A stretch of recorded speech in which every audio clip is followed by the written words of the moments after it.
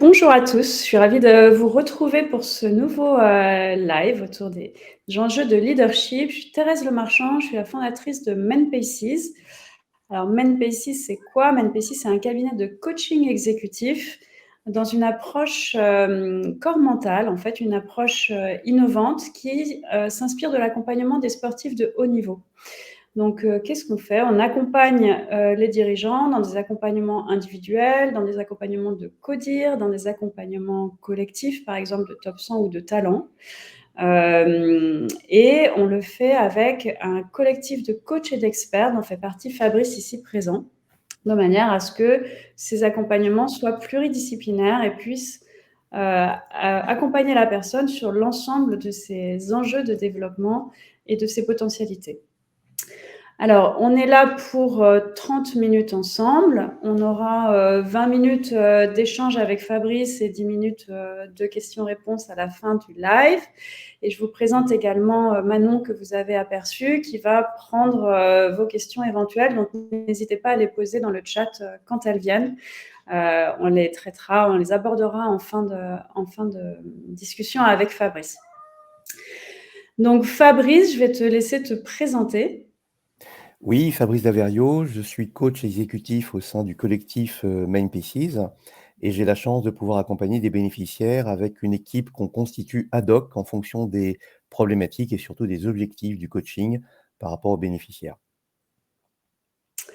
Merci Fabrice. Et donc la thématique du jour, tu as choisi d'aborder le sujet de gravitas en te posant la question de est-ce que c'est un véritable enjeu de leadership ou un dernier mot à la mode dans cet univers du leadership et du coaching. Alors pourquoi est-ce que tu as choisi cette thématique par rapport aux clients de Men-Paces? Eh bien, depuis 2 ans, peut-être même un petit peu plus, nous constatons que de plus en plus de bénéficiaires, on leur demande, ou leurs commanditaires, leurs supérieurs hiérarchiques leur demandent d'avoir plus de gravitas. Et donc c'est vraiment, un nombre d'occurrences et ce mot est apparu il y a quelques années et il est de plus en plus fréquent. Et le premier sujet autour de la gravitas, c'est que, en général, c'est rarement défini par le commanditaire, par le supérieur hiérarchique et c'est aux bénéficiaires de comprendre ce que ça veut dire. C'est en fait un mot valise qui, parfois est à la mode, parfois veut dire quelque chose de très précis pour le commanditaire, mais au départ, on n'en sait rien du tout. Et second sujet qui est très intéressant pour le coach que je suis, c'est que demander quelqu'un ou demander à quelqu'un d'avoir plus de gravitas, c'est par essence, par nature, une double contrainte. Parce que soit, la personne ne répond pas à la demande de son supérieur hiérarchique et à ce moment-là, c'est un problème. Soit elle répond à la demande en se mettant dans une logique d'obéissance qui, compte tenu du sujet de la gravitas, est un problème également. Donc dans les 2 cas de figure, il y a souci ou souci. Et puis par ailleurs, c'est ce qu'on appelle une injonction paradoxale parce que le fait même d'amener le sujet de gravitas fait que, le bénéficiaire commence à avoir un doute sur lui-même, une inquiétude, une réflexion qui commence à tourner en boucle et qui le coupe en fait de sa confiance en lui, confiance dont il aurait diablement besoin pour justement développer sa gravitas. Alors, tu nous as mis l'eau à la bouche en tournant autour du mot gravitas, mais on comprend qu'il y a une question de densité, une question de style, une question de posture. Donc, comment est-ce que tu l'as défini de façon un peu concrète? Alors, moi, je la définis pas, justement, c'est ma posture de coach. En revanche, il y a bien sûr des définitions de la gravitas, c'est pas sorti de nulle part.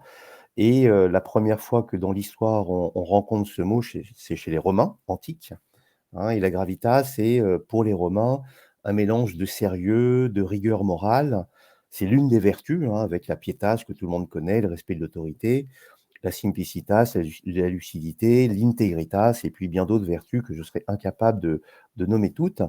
Mais voilà ce que ça veut dire à peu près chez les Romains, cette profondeur, cette rigueur morale.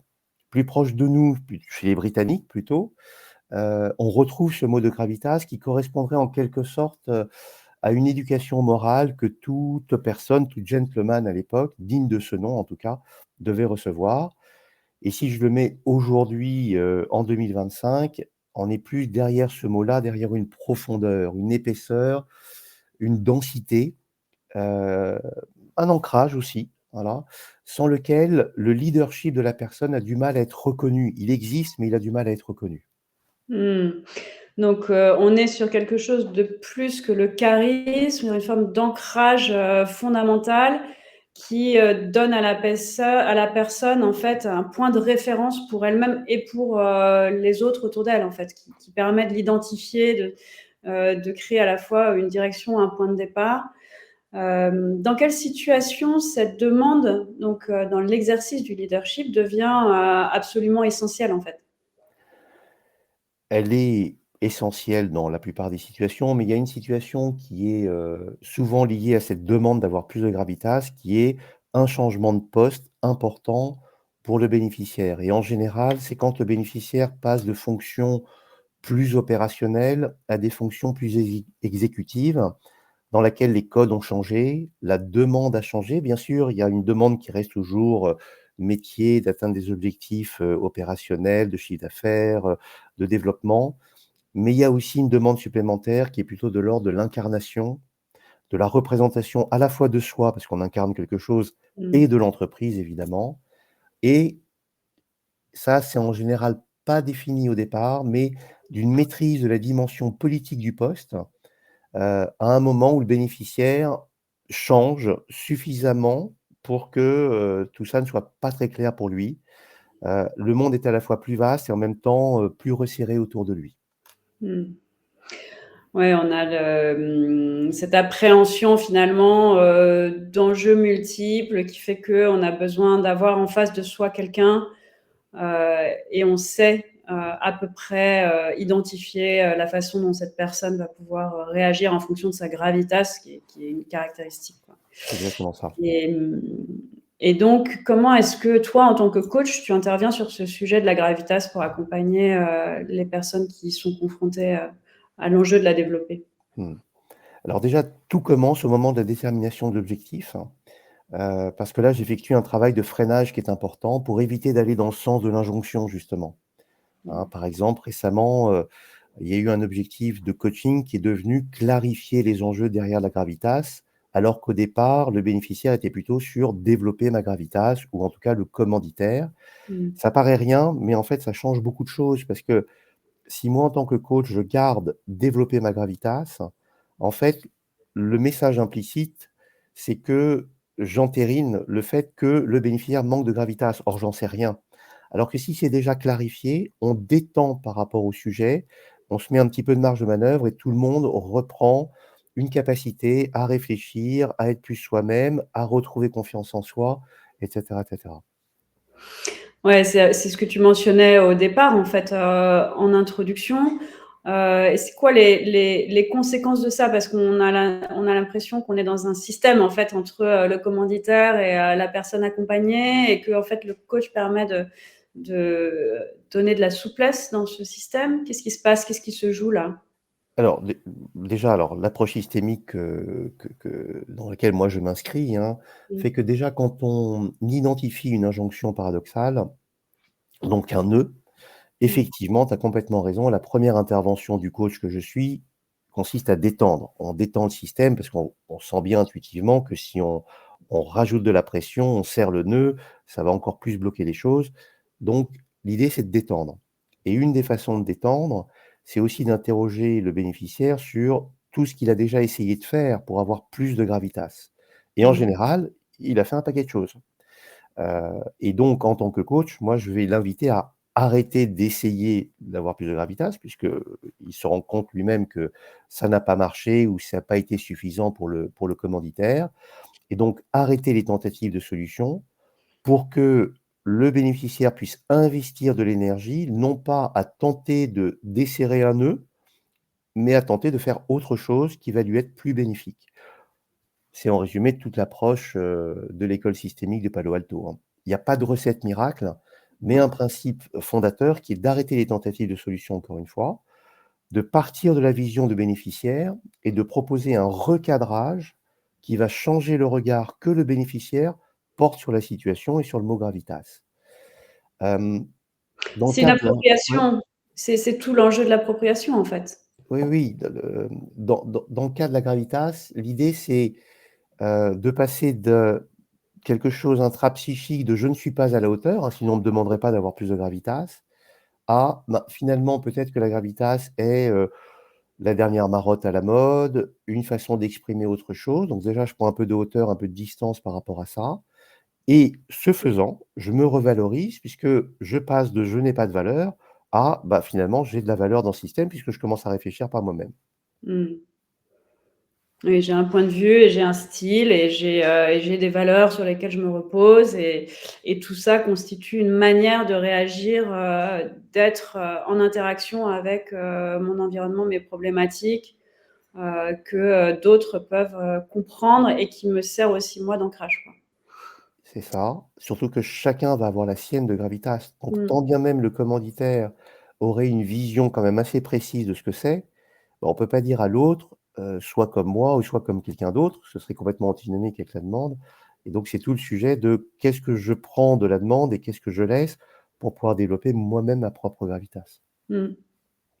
Et alors, comment se déroule, une séance? Est-ce que les personnes, en fait, ont une préparation particulière à avoir en amont, en fait, d'une séance de coaching de ce type? Alors parfois, ça peut être intéressant de demander à un bénéficiaire de préparer quelque chose ou de réfléchir à quelque chose.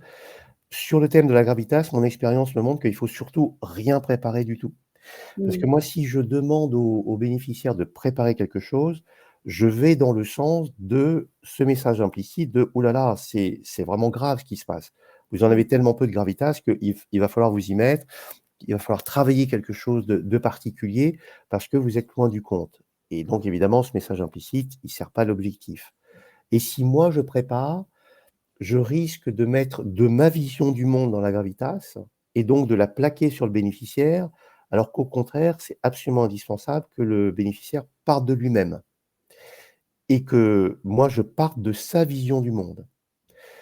Il y a eu un exemple récent, hein, un bénéficiaire qui me disait: «Mais quand même, moi, il faut absolument que j'obéisse à mon chef». C'est ce qu'il me disait en substance. Donc pour respecter sa vision du monde, moi, je lui ai dit qu'il avait tout à fait raison de d'obéir à son chef dans plein de situations. Concernant le sujet de la gravitas, c'était aussi intéressant de faire d'autres choses que d'obéir. On peut obéir pour une partie, mais de faire d'autres choses parce que justement, c'est ça qui va l'amener à développer sa gravitas. Donc l'idée, c'est, il a raison d'eux et en même temps, on peut tenter d'autres choses sur le sujet, Mmh. C'est un sujet d'émergence, en fait. complètement. Et alors en termes de bénéfices, en fait, que voilà, parce que c'est quand même une demande, quels sont les bénéfices, en fait, attendus par, la personne qui va, travailler quand même sur, enfin, laisser émerger ça, ouvrir des portes, se densifier et comment, en fait, ces bénéfices, se diffusent dans le temps? Bah, déjà une première partie de la réponse est dans le changement de regard sur la situation. Souvent, ça apporte énormément de matière qu'on va pouvoir travailler en coaching. «Tiens, je m'étais pas rendu compte que, je savais pas que» et cetera. Ensuite, le bénéficiaire souvent, naturellement, commence à initier des dialogues avec des personnes de confiance pour avoir des feedbacks. Donc il va apprendre des choses et puis il va essayer de modéliser, finalement, qui a de la gravitas sur terre. Il peut y avoir des mentors, des personnes connues et cetera. Donc dans tout ce cheminement, la personne va en prendre et en laisser. Le bénéficiaire va comprendre des choses qui vont être importantes pour lui et en laisser d'autres. Parfois même se dire que quand le commanditaire demande à ce que le bénéficiaire ait plus de gravitas, bah, il y a une partie de la demande où le commanditaire ne parle que de lui, en fait. Et donc c'est voilà, tout ça se mélange et fait que tout d'un coup, d'un mot qui fermait le système, il va y avoir plein d'ouvertures, plein d'interrogations, plein de découvertes sur soi, sur l'autre et et sur le monde, qui fait que, la personne petit à petit va passer d'une logique qu'on appelle dehors-dedans. C'est on me demande d'avoir de la gravitas et je tente d'obéir à ça, de me conformer à ça, à une logique qu'on appelle dedans-dehors. C'est bon, une fois que j'ai entendu tout ce que j'ai entendu, y compris de la part de mon coach d'ailleurs, bah, qu'est-ce que j'en fais et qu'est-ce que je propose? Et petit à petit, on voit le bénéficiaire qui passe de «mon chef me demande de» à «je propose des choses à mon chef» Mmh. et «je décide de». Je pars de l'autre pour initier quelque chose à je pars de moi pour initier quelque chose et ce mouvement-là, il est un peu mental et beaucoup comportemental. C'est intéressant à observer, même physiquement, dans le fauteuil, le bénéficiaire s'avance, au lieu de se reculer, il réfléchit différemment, le regard se pose pas de la même façon et donc tout est important à ce moment-là et quand on fait intervenir les autres experts sur le parcours, on se rend compte que plus aussi le bénéficiaire a travaillé avec des experts sur la dimension du corps, Mmh. plus tout ça commence à prendre une vraie épaisseur, une vraie consistance pour le bénéficiaire. Ouais, cet approfondissement, que tu mentionnais dès le départ, en fait, c'est aussi un élargissement finalement des parois de soi qui permet d'ouvrir sa curiosité, d'accueillir la complexité, d'être en capacité de discerner, et finalement de s'affirmer de façon plus claire et à la fois pour soi et son entourage. Donc, c'est comme enfin, là, j'ai une vision de cercle concentrique en fait qui permettent à la personne à la fois de s'élargir et de se densifier. Et donc, on voit que ça mène vers du grand leadership, quoi, du leadership reconnu par d'autres, qui peut servir d'exemple, qui peut servir d'inspiration, et ce qui est finalement la demande qu'on fait à des grands dirigeants, des personnes qu'on a envie de faire grandir quoi, dans l'organisation de la structure. Quoi. C'est ça. Magnifique, bah, écoute, c'est très éclairant.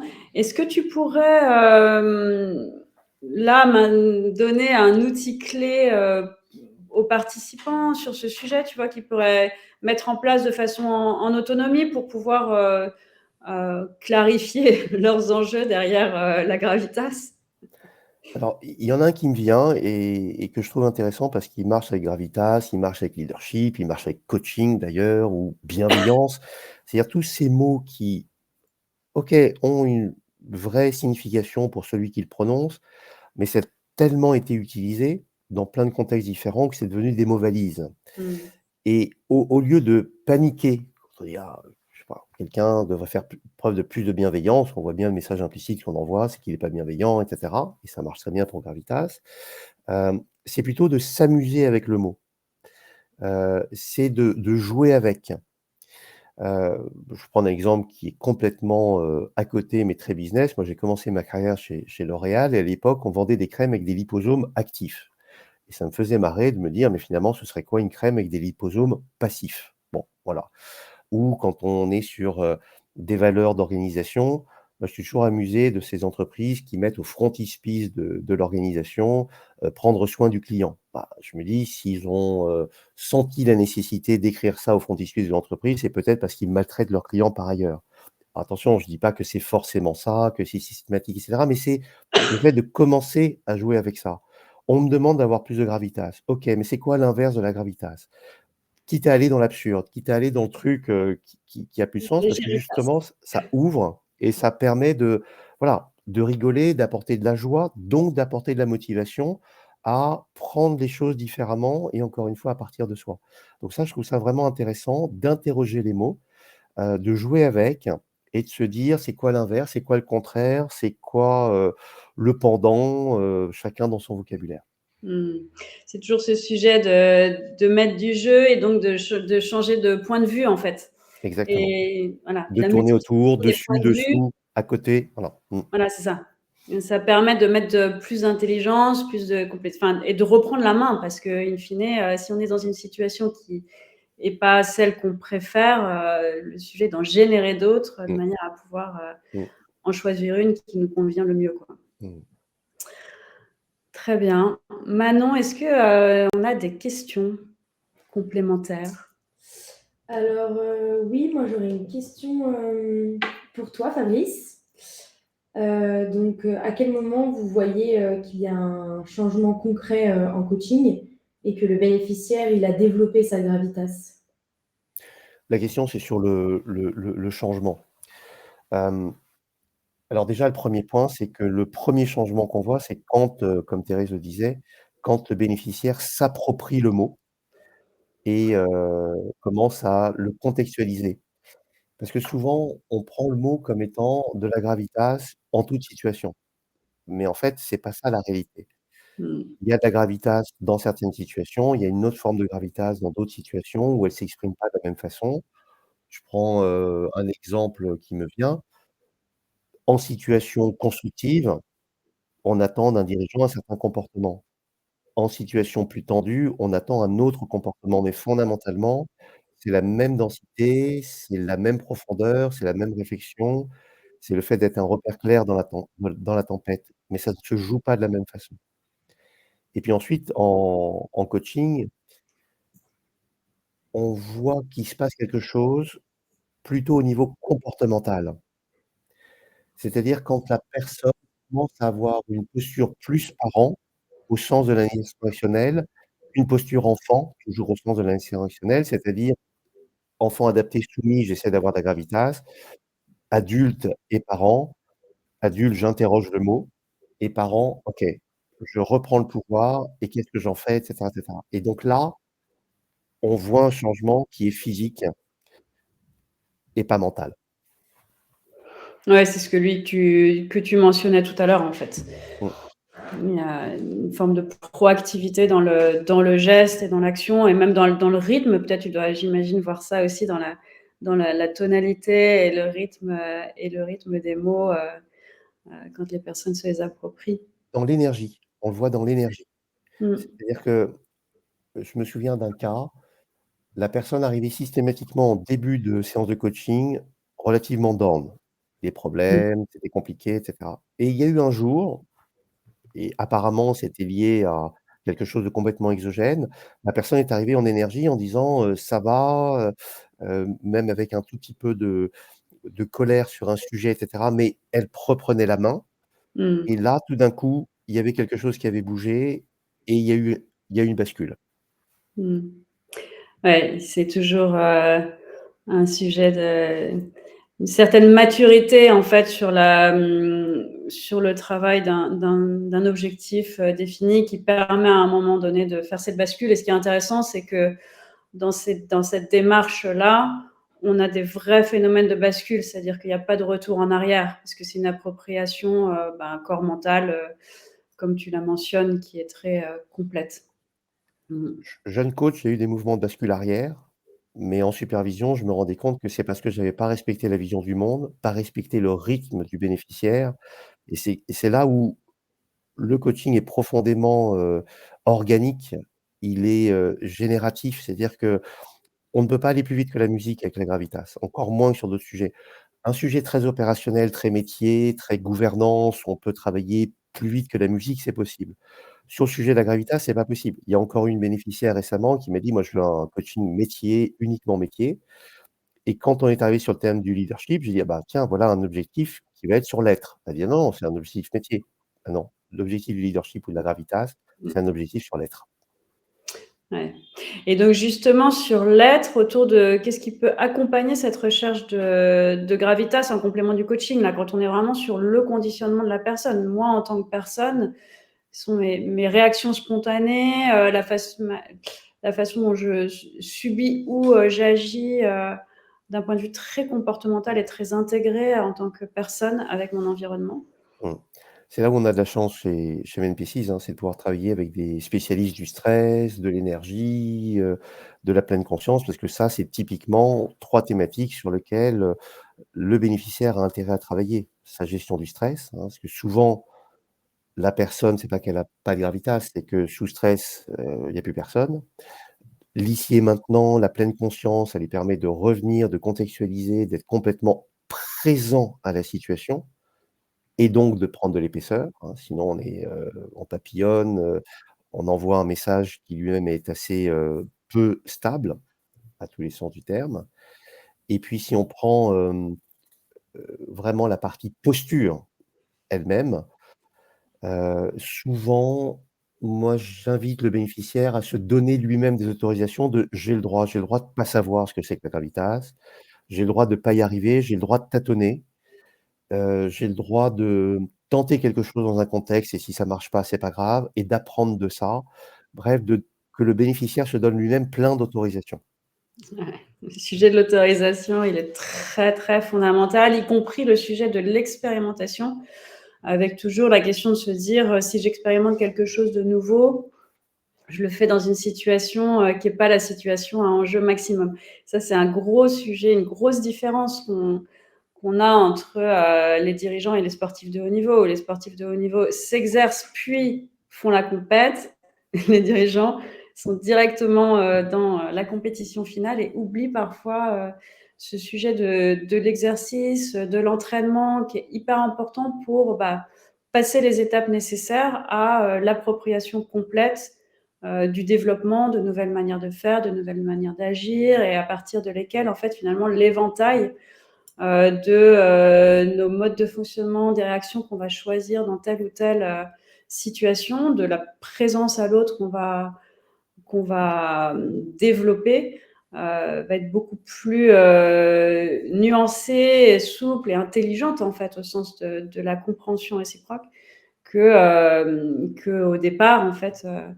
Ça, c'est vraiment hyper intéressant. Et sur la gestion du stress, je rebondis aussi là-dessus parce que faut qu'on se rappeler que le stress est un signe de complexité. C'est-à-dire que le stress met en évidence le fait que notre compréhension de ce qui se joue à un moment donné est, est mise en difficulté. Et donc, on a cette réaction de tension, fuite, peur ou inhibition qui s'enclenche à peu près automatiquement. Donc, un sujet intéressant quand tu parlais de décaler les choses, de jouer avec les mots, c'est de remplacer le stress par complexité et de se dire, donc il y a des choses à apprendre ou à développer à partir de cette situation, et comment est-ce que je la regarde avec curiosité, en me disant, c'est une occasion aussi de changer mon revers, peut-être de le lifter un petit peu plus. Et je rebondis sur ce que tu dis. Non seulement le dirigeant se vit en compétition et il a oublié de s'entraîner avant, comme en plus le dirigeant se vit en compétition permanente Ouais. et sur le long cours. C'est-à-dire que souvent on se dit: «Bon, voilà, gagner un 100 mètres, c'est beaucoup d'efforts et beaucoup d'entraînement et cetera». Sauf que le dirigeant, c'est un marathon, un 100 kilomètres, voire un ultra trail. Donc s'il y a pas une hygiène au long cours, à tous les sens du terme, ça peut pas durer. Et quand la demande de gravitas arrive, dans la tête du dirigeant, ça vient en plus de ce que je viens de dire. Donc ça rajoute l'Everest sur l'Everest, hein, et raison de plus pour dire: «Oh là là, on va redescendre au niveau Du de camp la de base. plaine, voilà, du camp de base, on va tout reprendre, on va reprendre tout ce qu'il y a dans le sac à dos, les porteurs, les trucs et les machins, on va se détendre, boire une tasse de café avant de repartir». Voilà, donc c'est vraiment le mouvement. Mmh. Manon, une dernière question? Du coup, qu'est-ce qui empêche d'avoir de la gravitas? Est-ce qu'on s'en empare naturellement quand on change de poste, ou est-ce qu'il faut être prêt pour ça? Comment tu vois les choses? Ouais, ouais, alors rien n'empêche d'avoir de la gravitas, parce que moi je suis intimement convaincu que déjà tout le monde a de la gravitas, hein, en revanche tout le monde ne l'exerce pas en situation, et que parfois c'est plus simple de l'exercer dans une situation et pas dans une autre. Moi je partirais plutôt de ce que disent les bénéficiaires après coup, je trouve ça intéressant. Quand ils arrivent au bout d'un coaching, ils disent: «Bah, finalement je me rends compte qu'au début», alors les mots employés c'est souvent: «Le costume était trop grand, on me faisait confiance, mais voilà, j'occupais pas toute la place». Et à la fin du coaching, ouais, OK, je suis bien dans mon costume, c'est bien là, donc il y a pas eu une révolution, il y a pas eu quelque chose de spectaculaire, rien n'a empêché d'en avoir, mais on occupe bien la place. Après, dans la vie de tous les jours, il y a des personnes nommées qui n'arrivent pas à développer, si on prend le mot d'aujourd'hui, la gravitas qu'on attend d'eux dans ce poste-là. Et si ça dure, ça finit par poser un problème, et il y a des personnes qui parfois changent de poste, dont le périmètre est revu, et cetera, et cetera. C'est des choses qui arrivent. Moi, j'ai la faiblesse de penser qu'avec un coaching, on diminue le risque que ça se passe de cette façon-là, mais encore une fois, on est dans l'humain et dans le contexte. Et les personnes, on a tous des exemples en tête qui, n'ont pas excellé dans un poste donné, dans un contexte donné, et cetera, et qui ont fait merveille par ailleurs. Donc l'idée, c'est aussi dans un système ou dans un périmètre, donné, contraint, de trouver avec le bénéficiaire la façon dont lui-même va se créer une démarche de manœuvre pour se recréer un système dans lequel il va pouvoir exercer sa gravitas. Mais elle préexiste en fait à ce mouvement-là. C'est une question d'émergence, comme le disait Thérèse tout à l'heure. C'est-à-dire que si on crée les conditions pour que ça arrive, la gravitas s'exprime.